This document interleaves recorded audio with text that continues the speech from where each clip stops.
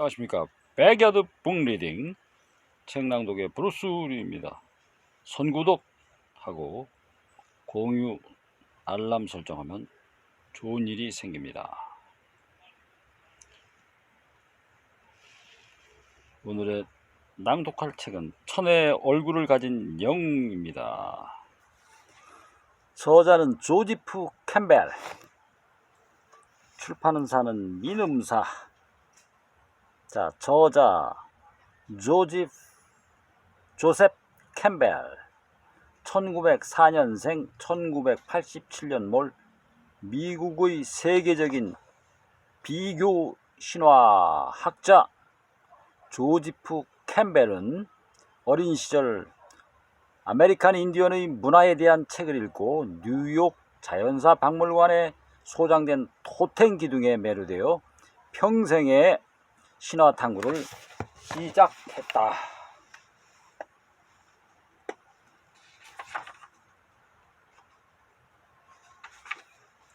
1949년판의 머릿말을 낭독하도록 하겠습니다.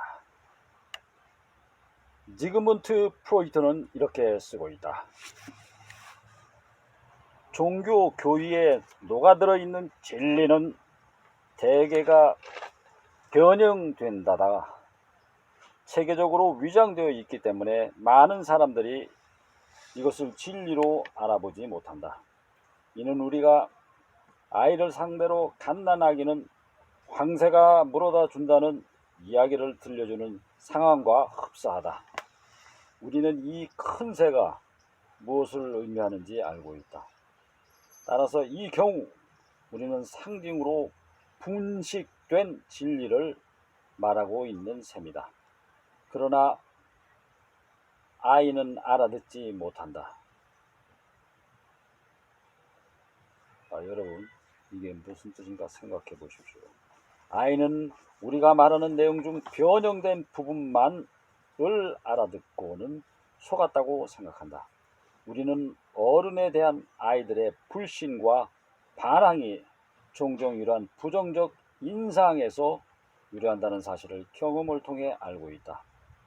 우리는 아이들에게 이야기를 들려줄 때 진리의 상징적 분식을 피하고 아이들의 지적 수준에 맞추어 사건의 진상을 알게 하는데 인색하지 말아야 한다는 것도 알게 되었다.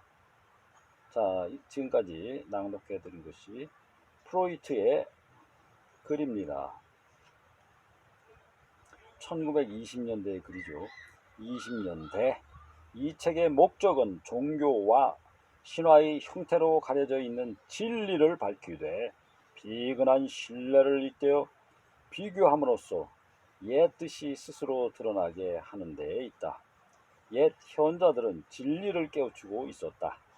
상징적 언어를 읽는 법을 배운다면 고문지 편집자의 도움만으로도 우리는 그분들의 가르침을 읽어낼 수 있다.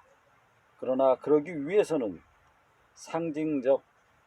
우선 상징의 문법을 터득해야 할 터인데 저자가 알기로는 이 문을 여는 열쇠로 정신 분석할 만한 현대적 길잡이는 따로 없을 듯하다. 정신 분석학을 금과 옥조로 삼을 수야 없겠지만 접근으로서는 그만한 것이 없다. 다음 단계는 세계 각처에 채집된 신화와 민간 전설을 한 곳에 모아놓고 상징으로 하여금 스스로 입을 열게 하는 일일 듯하다. 이렇게 모아놓고 보면 그 유사성이 한눈에 두드러져 보이고 여기에서 우리는 인간이 이 땅에 살면서 오랜 세월 삶의 길잡이로 삼아온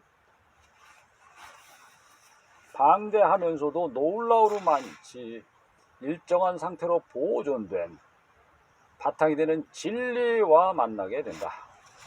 어쩌면 저자가 동양 그리고 서양, 현대, 고대 그리고 원시 전설의 차이를 간과한 채 이 신화의 상사성을 추론했다고 문제를 제기하는 사람이 있을지도 모르겠다. 인류의 심성에 대한 근본적, 보편적 관심에 치중한 나머지 종족의 심리적 다양성을 무시한 모든 교과서 및 해부도에도 제기될 수 있는 문제이다. 많은 신화나 인류의 종교가 서로 다르다는 것은 두말할 필요도 없다. 그러나 이 책에서 다루는 것은 상사성이지 상이성은 아니라, 일단 이런 상사성을 이해하면 상이성은 일반적으로, 즉 그리고 정치적으로 믿어지는 정도만큼은 중요하지 않다는 것도 알게 되리라 믿는다. 저자가 바라기로는 이러한 저자의 비교 해석이 이 세계의 통합을 결실시키려는 작금의 경향에 대해 종교적 혹은 정치적 제국의 이름으로서가 아닌 인류의 상호 이해라는 측면에서 그리 초라하지 않은 하나의 기폭제가 되었으면 하는 것이다. 베다경은 진리는 하나이되 현자는 여러 이름으로 이를 드러낸다 라고 했다.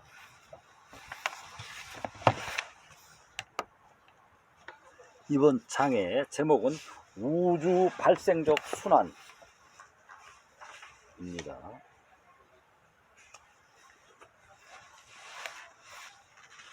첫 번째 곡지, 유출. 첫 번째 작은 곡지, 심리학에서 형이상학으로. 오늘날의 지식인들에게 신화의 상징 체계가 지닌 심리학적 의미를 감지해내기는 그리 어렵지 않다. 특히 정신분석학자들의 연구가 있은 이후 신화가 꿈의 내용물로 이루어져 있으며 꿈이란 정신역동의 증후라는 사실에는 별 의혹의 여지가 남아있지 않았다. 지그문드 프로이드는, 그리고 C.G. 융, 빌헬름 스테클, 오토 랑크, 카를 아브라함, 게자 로하임, 그리고 지난 수십 년간 활약한 많은 학자들은 꿈과 신화 해석의 방대한 저수를 남겼다. 이들의 학설은 각자 서로 다른 것이긴 하나 상당히 공통적인 원리 체계에 의해 괄목할 만한 경향으로 수렴된다. 동화와 신화의 패턴 및 논리가 꿈의 패턴 및 논리와 일치한다는 발견과 더불어 오랫동안 의혹의 대상이 되어왔던 고대적 인간의 기괴한 환상은 극적으로 현대인 의식의 표면으로 돌아올 수 있었다. 이 견해에 따르면 가로 열고 전설적 영웅의 생애, 조물주들의 놀라운 능력, 죽은 자들의 혼령, 집단의 토템적 조상을 그린다고 주장하는 가로 닫고 기담을 통해 인간 행동의 의식 패턴을 이루는 무의식적 욕망, 공포, 그리고 긴장은 상징적 표현을 획득하고 있는 듯 하다. 다른 말로 하자면 신화체계란 전기나 역사 그리고 우주론으로 오독되어 온 심리학이다. 현대의 심리학자들은 이를 적절한 의미로 재해석하여 오늘날의 세계에 인간의 특징적 심층에 관한 풍부하고 공변적인 자료를 장만해 주고 있다. 동양과 서양, 미개인 및 문명인, 현대 및 고대, 호모사피엔스의 수수께끼에 관해 지금까지 묻혀있던 사실은 마치 추시경 아래 갖다 놓은 듯 여기 버젓이 드러나 있다. 그 전경은 우리 앞에 있다. 우리가 할 일은 이를 읽고 그 일정한 패턴을 연구하고 그 그 다양성을 분석함으로써 지금까지 인간의 운명을 조형해 왔고 앞으로도 우리의 사적 공적인 삶을 주관해 나갈 그 무서운 힘을 이해하는 것이다. 그러나 이러한 자료의 가치를 충분히 파악하기 위해서는 먼저 신화가 꿈과 정확하게 대응하지 않는다는 사실을 알아야 한다. 신화와 꿈은 같은 근원, 가로 열고, 즉 환상이라는 무의식의 셈, 가로 닫고, 같은 근원에서 유래하고 그 문법도 동일하다. 그러나 신화가 수면의 산물이 아니라는 의미에서 이 양자는 동일하지 않다. 오히려 신화의 패턴은 의식적으로 통제된다. 그리고 신화는 전통적인 지혜를 전달하기 위한 강력한 회화적 언어로 기능한다. 특히 이른바 원시적인 민간 신화 체계의 기능이 바로 이것이다. 몽환 상태에 빠지는 샤먼과 인문사제는 세상에서 통용되는 지혜의 어두운 사람들도 아니고 유추에 의한 전달 원리에 무지몽매한 사람들도 아니라 그들이 의지하고 실제의 의식에서 구사하는 메타포는 수세기 가로 열고 아니 어쩌면 수십 세기 가로 닫고 동안이나 고찰되고 탐구되고 논의된 것이다. 더구나 그들은 사상과 생활의 지주로서 그들이 속한 사회에 봉사해 왔다. 문화 패턴이 그들에 맞추어 간 것이다. 그들의 효과적인 인문, 의례, 양식의 연구, 경험, 이해를 통해 젊은이들은 새로운 세계를 배워왔고 노인들은 지혜를 얻어왔다. 말하자면 그들은 인간 정신의 원천적 에너지와 접해왔고 이 에너지를 기능하게 해온 것이다.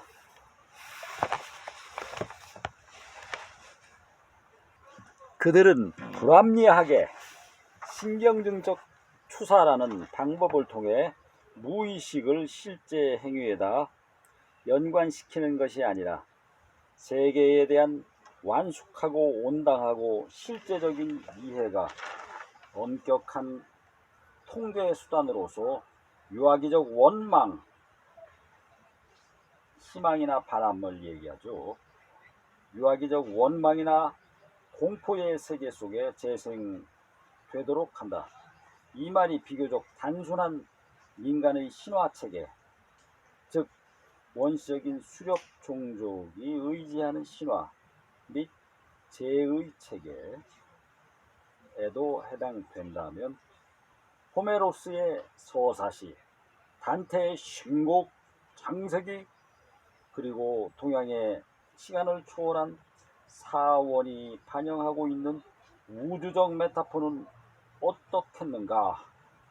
최근에 이르기까지 이러한 상징적 심상들은 인간의 삶을 버티고 철학, 시, 그리고 예술의 영감을 자극해왔다. 노자, 부처, 조로아스터, 그리스도 혹은 마호메트에 의해 거론된 전승적 상징, 즉 도덕적, 허위상학적 가르침을 전교한 위대한 정신적 스승들에 의해 채용되었던 전승적 상징 덕분에 우리는 암흑이 아닌 깨어있는 의식과 함께할 수 있는 것이다. 따라서 우리에게 전승된 신화학적 표상의 가치를 제대로 파악하려면 우리는 이러한 표상들이,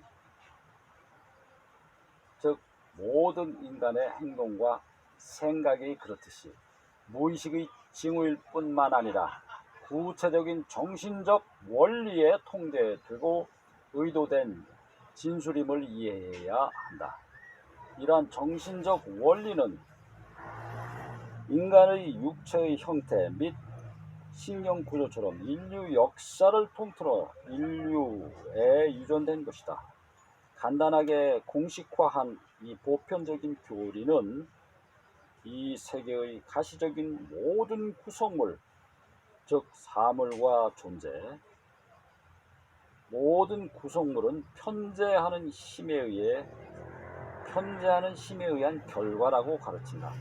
즉 이 힘은 모든 구성물의 생성 원리이고, 그들이 이 세상의 현현에 있는 동안 그들을 지탱하고 그들을 채우며 궁극적으로 그들이 돌아갈 귀소라는 것이다. 이것이 바로 과학에서는 에너지라고 부르고, 멜라네시아인들은 마나, MANA, 수족 인디언들은 와콘다, WAKONDA, 힌두교도들은